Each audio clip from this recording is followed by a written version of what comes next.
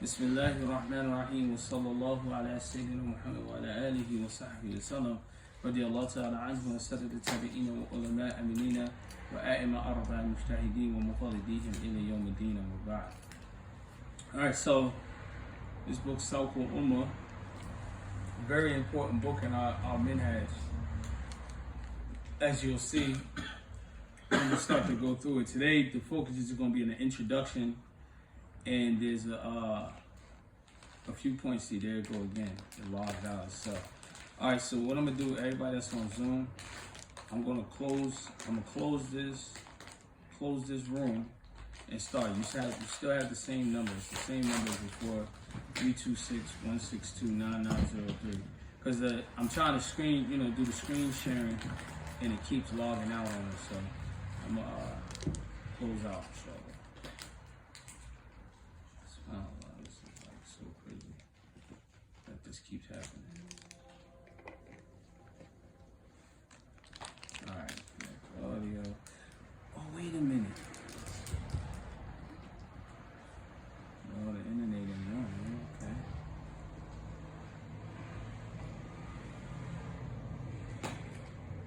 All right. So anyway. Bismillahir Rahmanir Rahim wa sallallahu ala nabiyyil kareem. So anyway,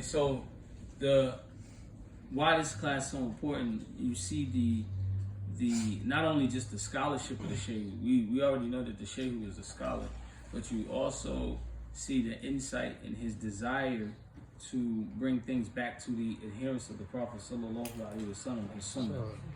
All right, that's one thing you'll constantly see in his writings. You'll also see that this is the path when it comes to our tariqah. This is also the path. It's the path of the Sunnah. And so you'll see his connection with hadith. A lot of times you'll find, especially in this era, you'll find people that are very well acquainted with fiqh and the rulings connected to fiqh.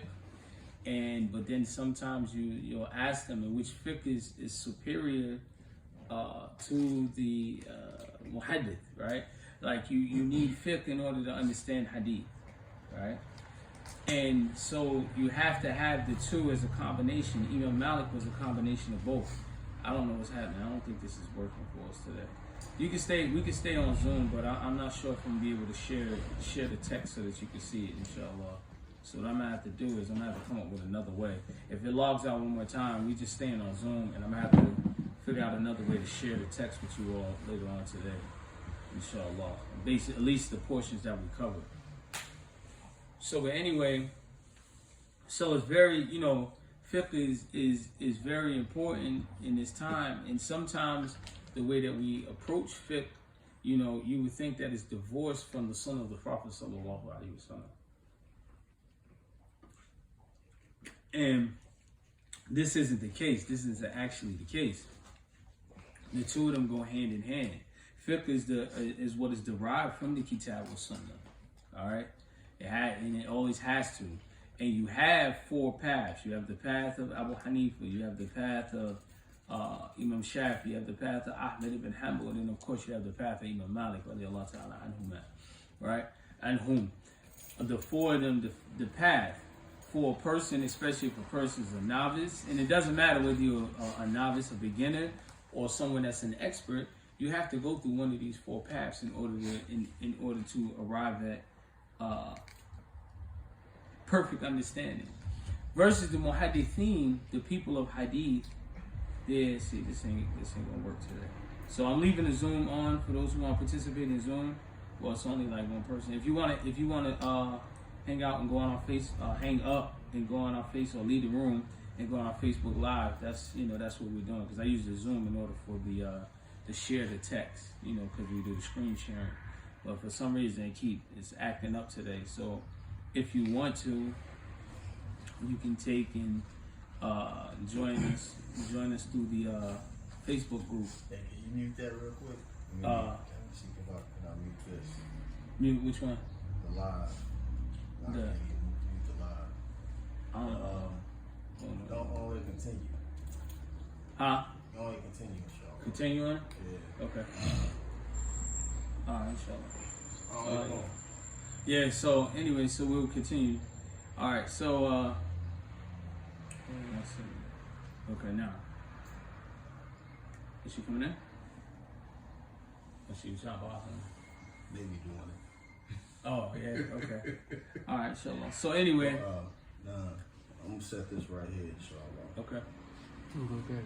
Now, so anyway, so back to, let me pull up the text. Let me pull up the text and show. Now, so anyway, so the shade, you have to come at. So the path of the scholars of hadith, they are the versifiers. They make sure that the hadith is authentic. They're concerned with the chain, the narrators within the chain of the hadith. They purify the hadith from hadiths that are lies, right? Categorize them according to their strength, so that you can, so that you'll know, when you're speaking, with certainty, right? And the Ummah of Muhammad sallallahu alaihi wasallam, we are the only Ummah that has this, this system set up like this. The Bible ain't even set up like this, right? Kufar don't have this system like this, right? So when you learn something, how we verify it is, who did you learn from? Oh, I learned this from such and such. Who learned it from such and such? Who learned it from such and such? Who learned it back to whoever the author of the text is. Or if it's a narration, you learn this narration from such and such, who goes back to such and such. And within that chain, you'll find the Sahaba. You'll find the going back to the Prophet sallallahu alaihi wasallam. And so in this, what he did was he mimicked the style of it's a book of fiqh, and he mimicked the style of how it's categorized, like the Muwatta and Sahih Bukhari, right? If you ever look at the two of them, and also Sahih Muslim as well. If you ever look at the two of them, they're linked. Now the difference with this text versus the Muwatta and Bukhari is that he doesn't quote the entire chain, but rather what is mentioned is the metin, okay? And he mentions from what Sahaba is narrated from to the Prophet ﷺ, and then he mentions the words of Rasulullah ﷺ, right? So also another thing about this book, these are notes that you might want to jot down. You have what is known as the usul, and then you have what is known as the furu', right? The usul, the foundation, the sources, and the furu', the branches, right? The usul, the source is sources such as Bukhari, Muslim, right? Abu Dawud, Ibn Majah, Al-Hakim, right? The Mustadrak al-Hakim, Nisa'i, right? Muwatta Imam Malik.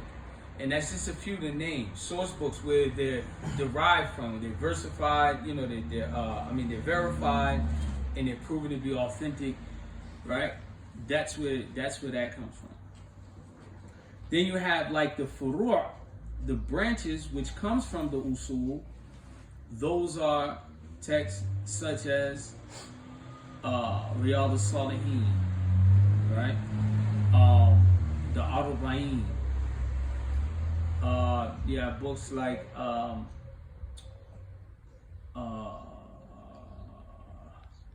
trying to think of some of the more popular books. And there's probably more I can think of, but books like this as well. They draw from the sources. All right. You have your foundation. What they call the Kutub al-Sunnah, the books of the Sunnah, and that's your foundation. And then usually what you have after that is usually what you have at the end of the narration. Like if you did a hadith from, let's say, the Arba'in Nawawi, it will quote the hadith, right?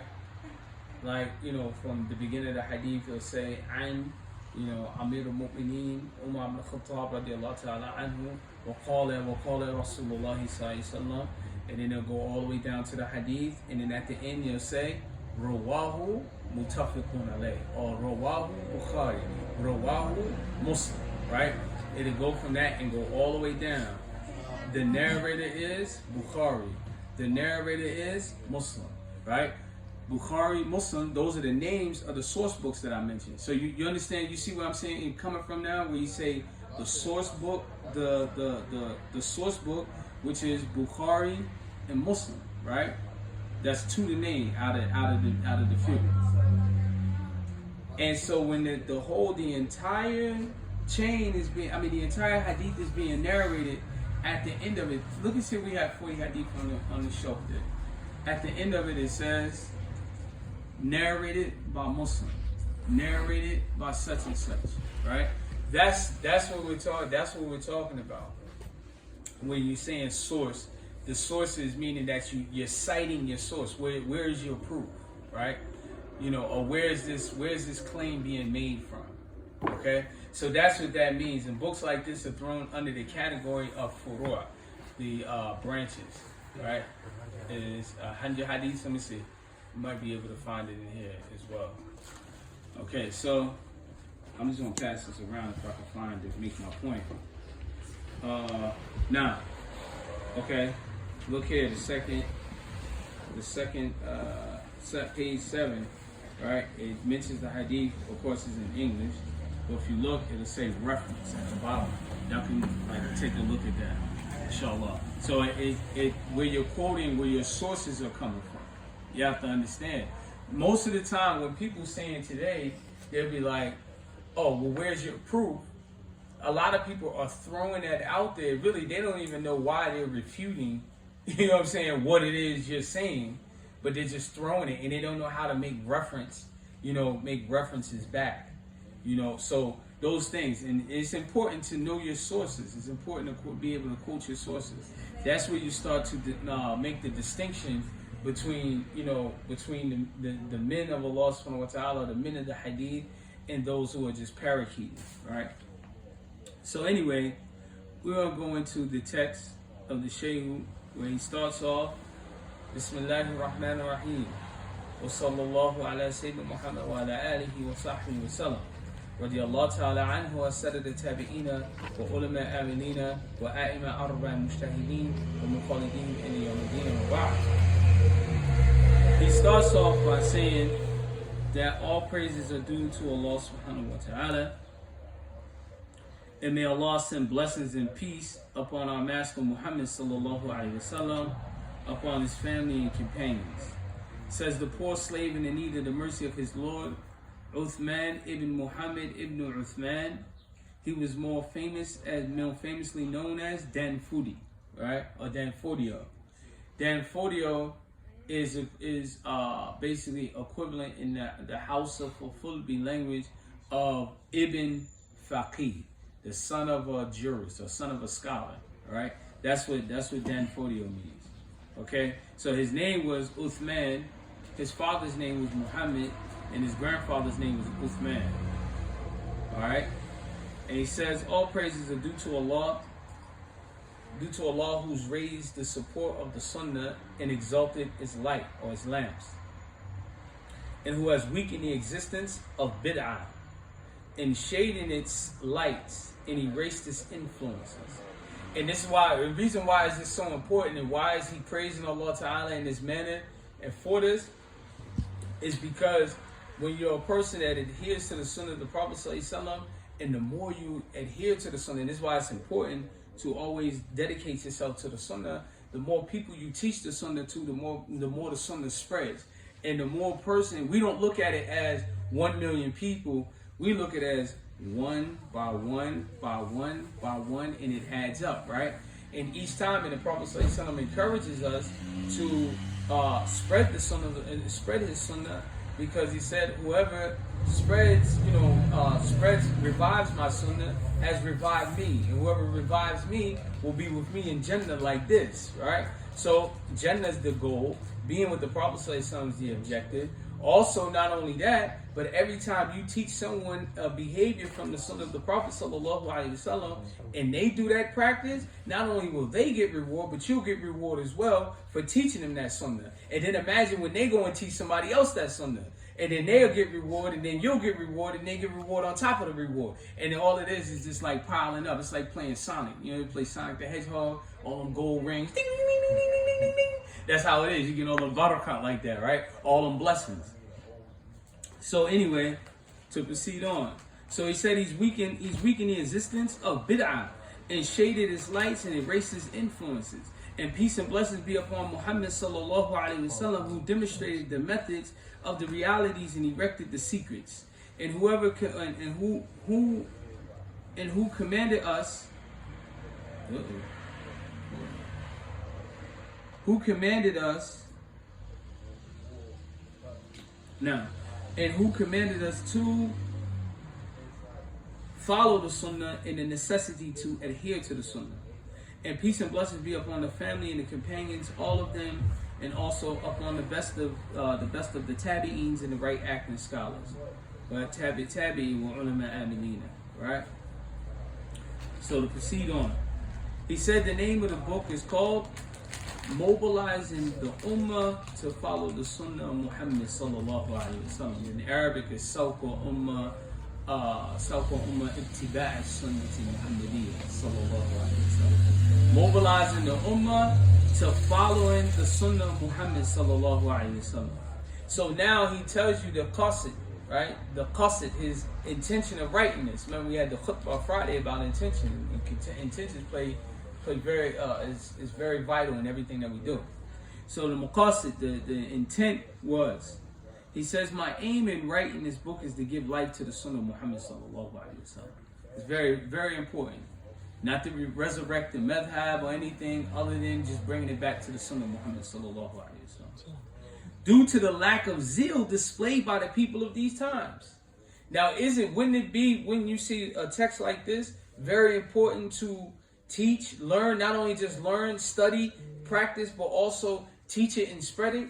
It would be very important in this time. Why? Because are the people really, think about it, are the people really inclined towards the Sunnah of the Prophet sallallahu alaihi wasallam? Right? Are they're really lax when it comes to that? Right? There's like a certain decorum in the adab, right? So when we go over this text, there's a certain decorum, even a certain uniform and a certain look, right? You gotta wear your Muslim uniform when you come to class, right? See, Bukhari, I tell you that boy like a shining star. I tell you about him. Look, he got his white thobe on. You tell him go make wudu, he makes wudu and he puts his thobe on, right? I ain't even tell him we're white. I told him we going to class to do hadith. He put on a white thobe. Look at this little baby Malik right here. May Allah protect you and preserve you to keep that up. I mean, but you know, the reality is that you gotta come dressed for the occasion, right? Yeah, you know, if it's class, you should come dressed for the occasion. Be ready for it. Like, yo, you know what? We're gonna sit down. Like Imam Malik. A proof of this is Imam Malik's behavior. When people would knock on the door, Imam Malik, right? He would ask them, "What did you come to learn? Fiqh, or did you come to learn the hadith?" Right? If they came to learn hadith, he would go make ghusl and put on a white thobe and sit back and narrate the hadith. He used to love the Prophet ﷺ so much, and he narrated hadith, a scorpion stung him in his foot, right? Now, scorpion sting ain't no joke. I ain't never bit by a scorpion, but I can tell you how bad a scorpion sting feels. You know how bad a scorpion sting feels? It can make you involuntarily ejaculate semen. That's how strong a scorpion bite is, yeah. That joint, they say it'll make you involuntarily. You ain't have to, it just, that's how bad it is. That's how I said it. That's why, you know, in fiqh and wudu, that will fall under the sabab ahdath, that will cause you to be in a state of impurity and you only have to make wudu. Versus like if you had intercourse with your wife or something like that, you have to make a ghusl. But yeah, and so, you know, in Imam Malik, he didn't like basically tend to looking after his scorpion bite until after he finished narrating the hadith, right? So there's a certain decorum, there's certain knowledges, you know. Now, how you sit in a class and things like that, that's kind of debatable, because in some, you know, it depends. Some cultures, You know, some scholars, they kind of like, the students, they lay on their side while they're doing class, you know, as a method of relaxation, especially when you're sitting for a length of time. Some of them use chairs, some of them don't. Some of them use like the little back, you know, little back brace to hold you up. So that's all culturally, that's all based on the culture of where the environment that you're learning from. All right, so now proceed on. So he says, the intent, because due to the lack of zeal displayed by the people of these times, right? That's very important. When you have the issues of Ramadan, the people that do not go out and look, who rely on taking it from some neighboring city or another state or things like of this nature, alhamdulillah, they're trying their best, right?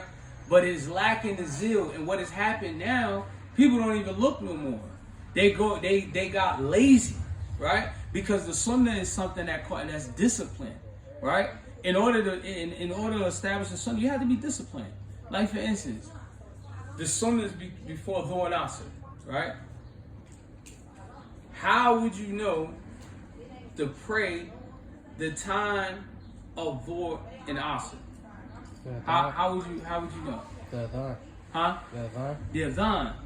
Now, for Dhuhr and Asr, and you want to pray those rakahs. Let's just say Dhuhr, and you're waiting for the adhan.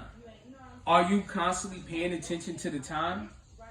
You're constantly you are paying attention to the time. Think about it.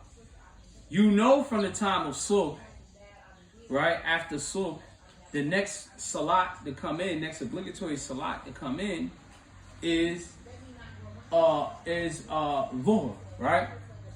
Is there any sunnahs between Subh and Dhuhr? Definitely. We're gonna learn that. What you know, anybody know the name of that prayer between Subh and Dhuhr? Duha, right? And that consists from 2 rakats to 8, right? It's basically like you would nickname it, we'll call it like the daytime, it's like the daytime tahajjud, right? If you will. Okay? But you have to know when that time is to pray. You just can't pray when you feel like it. When does that time go out of praying duha?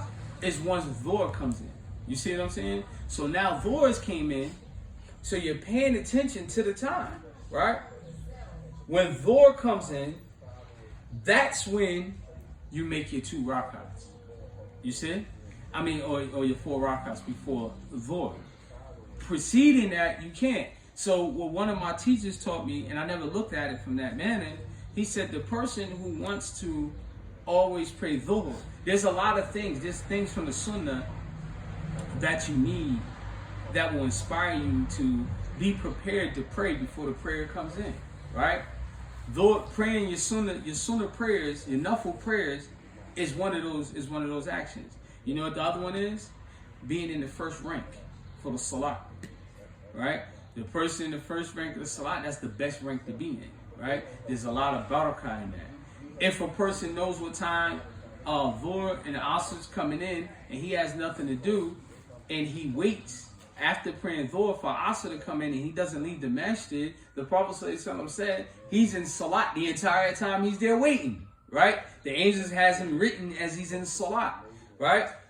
Also, another thing that plays with knowing, and this is examples of how the sunnah is disciplined, okay? One of the next things that, with regards to knowing the time of prayer, I posted that hadith yesterday in the Jamaat group on Messenger. Remember, whoever makes wudu, right, for the prayer, and he leaves the house, and he walks to the masjid, right, the angels are making dua for him, right? Then also the Prophet ﷺ said, when he prays in the Jamaat, the prayer is worth 20 times more than would it be if he prayed at home or in the shop, or in his place of business, right? All of these things play part because you have to know the time of the salat coming in. The Muwatta Imam Malik, if you're familiar with it, the first chapter, a subject in the Muwatta is Al-Qutul Salat, the times of prayer, right? The time to pray. You have to know that. When, as Sheikh Abdullahi Danfodio, he mentions, when you say Iqama Salat, that's talking about the adhan, and the shurut, all of the shurut, the tahara, all of the things that are prerequisite before you make the actual salat in itself. So anyway, so the people become lax in the sunnah. And most people don't, they kind of like know the time of Dhuhr. If you're not used to praying in ranks and things like that, you don't pray on time. You don't pray when salat comes right in. You just be like, yeah, I'll get to it before Asr comes in. Or I'll get to it before Maghrib, right? But a person who doing the thing out of the zeal and the love for the sunnah of the Prophet, well, it's almost time for the adhan. Alhamdulillah, I hear the adhan. Let me go make wudu. And he begins to make wudu. What happens after he makes a wudu? He makes his rakats, right? And so on and so forth. So he gives life to the sunnah. And giving life to the sunnah isn't just restricted to just the nafil prayers either. There's a lot of things that we do that can revive the sunnah of the Prophet sallallahu alaihi wasallam. So he says, I live in this book to just mentioning the ahadith which will clarify the summarization which have been related in the hadith of Jibril regarding Islam, Iman, and Ihsan, right? He said, for these three sciences sums up the entire deen. And based upon that, I have limited this book to discussing the issues of ibadah, the issues of worship, without an addition, except the traditions, the hadiths that are including jihad, fighting, which is how the deen is preserved. So what he's telling you is the deen is established based off, everything is centered around the hadith of Jibril, and the preservation of the deen is based off of jihad. So so this is why he's done the 5 pillars, and then also those narrations connected to jihad. He said, I have only cited in this book the traditions of 2 authentic collections. One is the Sahih Imam Bukhari, and the other one is the Sahih Imam Muslim, because of the consensus of the Ummah regarding of their acceptability. There's khilaf, right? Scholarly differences about which book is sounded. Is Bukhari sounded in Sahih Muslim, or is Sahih Muslim more sounded in Bukhari, right? So he goes on and he says, however, the expression, right, from the narrations of Bukhari is more prominent in this book than those of Sahih Muslim, even though they both contribute to what is largely desired in meaning. So what he's saying is you're going to find more hadith being quoted from Bukhari in this text versus Sahih Muslim, even though they're both equal. So he's not picking one to be better than the other. He's saying that they're both equal, right? He said, but the reason for this is that Bukhari is considered more authentic than Muslim in the view held by the majority, the Jamhur. Another reason is that he's saying himself, I have license to transmit Bukhari by Sama'in, unlike the narrations of Sahih Muslim. Likewise, like the Shaykh, alhamdulillah, I was able to obtain the same thing with Sahih Bukhari, having not only being connected in the Senate with ijazah, but also be Sama'in by hearing it recited from the teacher that gave me the ijazah. And I'll save that discussion for the next class about the difference between ijazah and the different methods of versifying that a person learned the text. All right, we'll talk about that in another class, inshallah. So he says, I have direct sama'in, right? What's the youngest age? I said this for a while. I don't know if you guys remember this, and you haven't mentioned this in a while. What's the youngest age that a person can narrate a hadith? The youngest age a person sat and listened to a hadith, and he can literally say, I heard this hadith from the Sheikh such and such said, or the such and such said, that such and such said that the Prophet sallallahu alaihi wasallam said, kada wa kada wa kada. What's the youngest age? 6, right? Huh? 6. 5. If they can hear it, they can understand it, then they are a narrator in hadith. That's clear? Don't, regardless of what everybody else is trying to make popular. Oh, you have to be, a scholar for 29 years, or you have to, bro, it's literally what you heard. That's what sama'in, what you heard with your own ears, right? And what you learned, that's what you narrate. If you didn't hear it, then you don't narrate it from saying sama'in, okay? there's other methods on how you would narrate that. Okay, so but anyway, he said, unlike the narrations of Sahih Muslim, which that's the next text that I'll be going over, inshallah, and getting pursuing ijazah in that as well. Unlike the narrations of Sahih Bukhari, although I have ijazah to transmit it. So what is he saying here with this? With ijazah, right? With the ijazah, let's forget what everybody else is doing. And I'm saying this for the people that's outside of this class, that's, outside the physical classroom, that may be influenced by what other people, people say I have to have 20 ijazahs for this and ijazahs for that. When it comes to narrating a text, the ijazah, when you receive an ijazah, sometimes you can receive an ijazah without even studying the book with the sheikh. The sheikh may trust you and say, hey, listen, I give you ijazah to narrate this text, right? You have this one text, which is called the Awwaliyah, right, of Ajluni, and it's Arba'in, it's 40 hadith. He collects 40 different hadith with their full chain, not the 40 hadith like Imam Nawawi. Remember I mentioned Imam Nawawi, it'd be like, عن Umar ibn Khattab radiyallahu ta'ala anhu, قال رسول الله صلى الله عليه وسلم, right? Well, the Awwalina Ajluni or Arba'ina Ajluni, he quotes the entire chain from who he heard it from back to that person in one book, and he quotes a hadith from each book's narratives in order for a person to have at least a minimum of one book, and then he gives the ijazah for the entire book from that, right? So it's almost in the same manner, except the sheikh who doesn't, he's giving you his credentials about the text and where, how he learned the text, how he took the text, versus the book that I mentioned. He's giving you a chain in that text and giving you ijazah for the rest of the text, saying basically like you have ijazah by means of this because you learned that one hadith with the whole chain, and he gives you, like, basically gives you the chain. All right. This book was developed later on when people will come to Hajj. Like some of the students will come to Hajj, they'll get together and they'll narrate. See, and this is also showing you like about Jama'ah.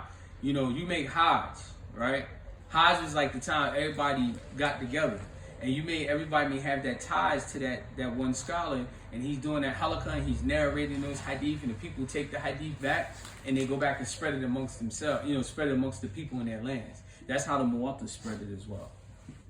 People will come to Imam Malik, learn it, and take it back. The same thing. So anyway, so he says he has ijazah to transmit it. He says, therefore, I ask Allah subhanahu wa ta'ala, the Lord of the tremendous throne, that he make the work purely for his generous sake, and that it is approved for us and not against us. And may he send down upon us his blessings on the day of standing before him, and at the time when mankind decomposes in the tomb, in their graves. And may he, by means of this book, benefit all who reads it, explains it to others, write it down, and incite others to it. Ameen. Lastly, I desire from everyone who reads it and gains some benefit from it, that he associates me closely in his dua, and may Allah Ta'ala benefit me by it in this world and also in the hereafter. Ameen. And real quick, inshallah, we'll recite the Fatiha for Sheikh al-Bani Fodio, and may he get the barakah by means of it.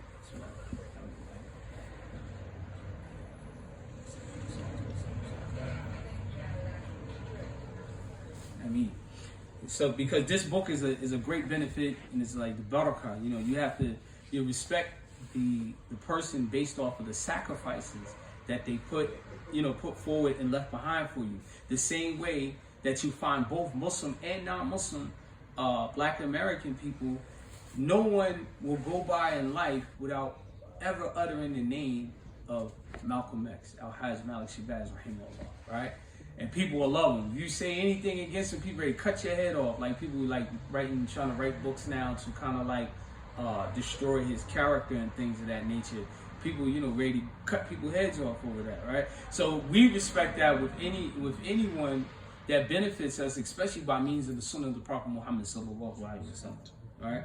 So he says, I say success is with Allah. He said, realize, Ikhwan, that all good is found in adherence to the Sunnah, ibtiba', and all evil is in bid'ah, ibtida'. Okay? Never forget that. All the good is in adhering to the Sunnah. And it always starts off as a statement, but the more your heart is inclined to it, and the more you start to learn about the Prophet sallallahu alaihi wasallam, the more you read the Quran, the more the more this will become you. Allah will give you that. It's almost like shredding off your skin, right? You'll start tearing away your character, because whoever you were before, you're going to start tearing that off, and you're going to start putting on the skin of Muhammad sallallahu alaihi wasallam, right? You're going to tear it off. I promise you that. I don't know, there's not one man that I haven't known that before him being Muslim, he didn't have a beard, and he becomes Muslim and he starts growing his beard, right? That's one way. You start shedding off the old you. I don't know one man that didn't know Arabic and then he become Muslim and he starts to learn Arabic. Whatever you used to speak before, but now you're speaking Arabic, you are now putting on the characteristics of the Prophet sallallahu alaihi wasallam, right? You didn't read Quran, now you're reading the Quran now. You're putting on the Prophet sallallahu alaihi wasallam's characteristics. And so you get my point. You're tearing away who you are, right? And this is what Sheikh Muhammad used to say to us, the epitome of following the Sunnah is destroying the nafs, destroying who you are, and reclothing yourself with the characteristics of Rasulullah sallallahu alaihi wasallam. He said, in the Shaykh, he goes on, it says, and for this reason, the Prophet sallallahu alaihi wasallam spurred on all of us to follow his Sunnah and to avoid the muhdatul umur, those invented matters in many traditions, right? Now, you can't just argue about something being bid'ah without you having the knowledge of the thing being a bid'ah, right? And the Shaykh, once again, may Allah Ta'ala reward him for this, he wrote us one of his greatest books, the Ihya Sunnah wa Ikhmal Bid'ah, right? The revival of the Sunnah, the destruction of the innovation, the shaitanic innovations, right? Where in this book, the chapter has the Sunnah of the Prophet ﷺ concerning this action. What is invented from the bid'ah of this action? The same, right in there, in the same book. So he made it easy for you. So anyway, he says, among them are his words, sallallahu alaihi wasallam. He says, verily the most excellent speech is that of the book of Allah, and the best of guidance is the guidance of Muhammad sallallahu alaihi wasallam. The worst of matters is invented matters, and every invented thing is an innovation, and every innovation is an error, and every error is in its doer, it will be in the fire. Jabir ibn Abdullah has related this in his sources from Muslim. So you hear where he's telling you where these hadiths are coming from.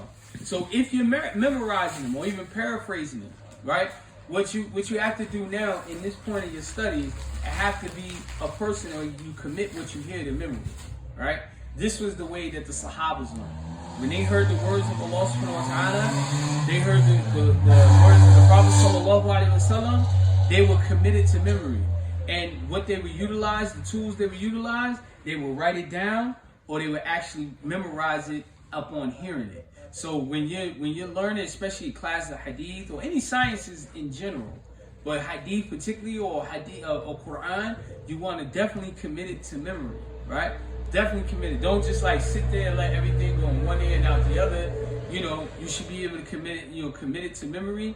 Have a commitment, and that you're going to put it into practice. One of the things that help you practice, also help you memorize something, is practicing it, right? And so one of my old teachers, used to be his habit, he told us whenever we learn a hadith, even if we don't continually practice the hadith for the rest of our life, it may go against your madhab, because he was a Shafi scholar, he wasn't Maliki. And he said to us, at least practice it one time, and it can argue for you on the day of judgment that you heard the hadith and you didn't practice it, right? He said, at least it'll argue for you on your behalf on the day of judgment, because you at least practice it. You heard it and you practice it at least once, right? It's just like in the same way where you'll start to see in some practices in information proofs amongst the Maliki school, right? In the Maliki school, the Jamhur, the more famous position of praying, when we place our hands, where do we place our hands? On our chest or on our sides? On your sides, right? So when we're narrating the hadith and we hear that the Prophet sallallahu alaihi wasallam, they said that the Prophet sallallahu alaihi wasallam placed his right hand over his left, then you will practice that at least one time, even if it's just in a sunnah prayer. We're going to do an Eid shake. Inshallah. We're going to do an Eid. I'm going to need you to be the walk here. Alright, hold on, let me finish this up, inshallah. So anyway, so you know, place the right hand, the right hand over the left, right? Imam Malik, his position is in the obligatory prayers, we pray sabr with our arms down. However, what we practice, we don't abandon this practice when we do it in the nafil, in the nafil prayer. So if you're praying your tahajjud, you pray qab, right? And if you don't pray qab, there's no problem. But the bottom line is that you heard this narration. Even Imam Malik himself recorded it in the Muwatta. Even recorded a hadith in the Muwatta that speaks about placing the right hand over the left. However, the amal, the practice, what he found the Sahabas doing was that they prayed Sadr, and this is what we behave upon, because that's a principle in our school that there may have been a practice of the companions, but they left it, they left that practice for a certain reason. Versus on the other end, it's like, look, it's a hadith, it's sahih, then we're going to do it, and that's what we'll follow. Alhamdulillah. There's no big deal. There's no need to fight over it. So let's continue on. He said there's also his words, sallallahu alaihi wasallam, that's been related in Sahih al-Bukhari and Sahih Muslim. Okay? There's a term, it's called mutafiqun alayh. That's why I wish the Zoom was working. I would have wrote it on there. Maybe I'll be generous and type up some notes for you guys later on and post it for you. So mutafiqun alayh. Mutafiqun alayh means is both narrated by Bukhari and Muslim, right? So he said the word has been related in the Sahih Bukhari and on the authority of Imam Muslim that Aisha radiallahu ta'ala anha said. Well, actually, no, this is two different, these are two hadith. She said that the Prophet ﷺ said, whoever introduces this matter into this matter of ours, that which is not from it, فَهُوَ رَدٌّ, it'll be rejected. Bukhari, sit up a little bit.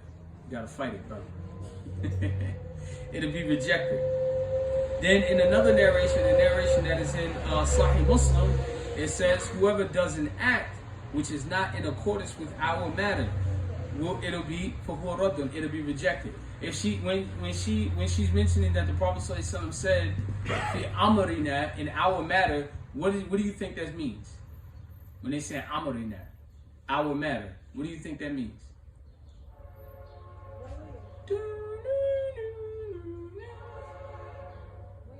You gotta give an answer, even if it's I don't know. Answer. You don't know? Think about it. Whoever introduces, I'm gonna say it again. Whoever introduces into this matter of ours that which is not from it, Amarina, the matter of ours which is not from it, it'll be rejected. What are you gonna reject? What is the matter, the Amar? Innovation. Huh? Innovation. Well, the innovation is being rejected, but why are you rejecting the innovation? So, because it's not from our matter, and I'm saying matter because the word is Amarina.